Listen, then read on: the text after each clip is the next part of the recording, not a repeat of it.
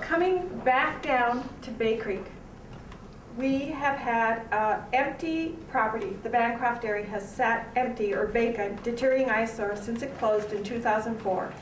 What are your thoughts on how to redevelop that area or that site? Well, I've had conversations with people about this.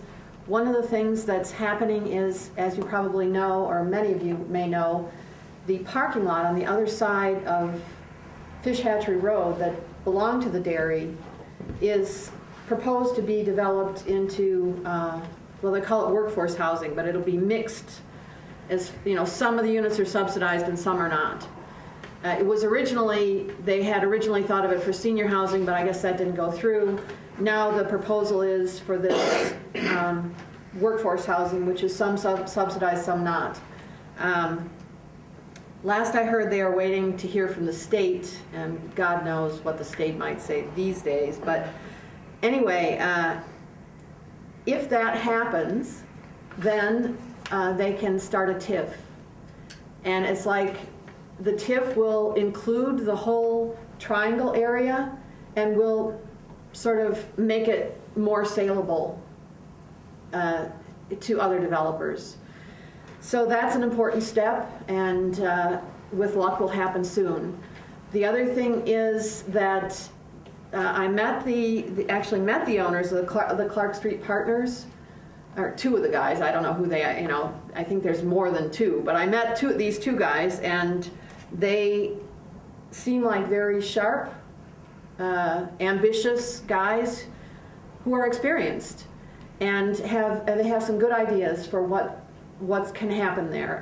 One idea is to get the Dean Clinic, which is behind there, to sort of expand up into that area. I think they've talked to some other people, and to follow the Wingler build plan, which is knock down the building. Which I mean, no offense, I agree with keeping old buildings in many instances. I don't think that this one has a lot of architectural significance. Anyway, I think that we need to trust them for a while longer until the market comes around and makes things happen. It's I've read all the plans and talked to a lot of people about it. It's funny that this is the first time I've heard and thought about preserving the building, and I'm trying to mentally picture the building, and my feeling is that parts of it are actually probably really architecturally nice and parts of it are not worth preserving at all. But all the plans out there are for demolishing the building and putting something else up there.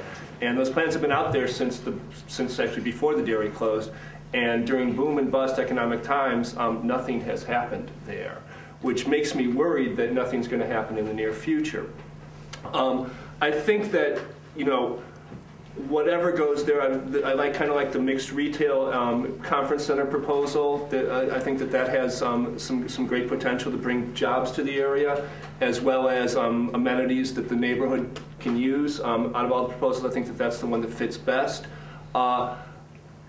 Whatever proposal is pushed forward, I think that this is an example of a thing where this is a great potential. It's at a very busy intersection, close to two hospitals, close to campus, close to downtown, in a nice neighborhood, and it's stalled. It's stalled, and meanwhile, the city is putting time, energy, and money into other things.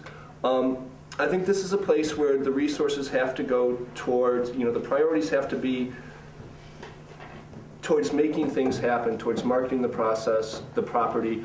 The development resources have to be pushed in a different direction. Now, I want to add one other thing, is that Sue alluded to TIFs. A good TIF pays off, but TIFs are a risk, TIFs are an investment, and for the duration of tax incremental funding, that property does not contribute to the general property revenues, which means that for that duration, all our property taxes have to make up that difference. So we have to be careful with this. TIFs is a great economic investment tool, but we have to be careful what we TIF and what we don't.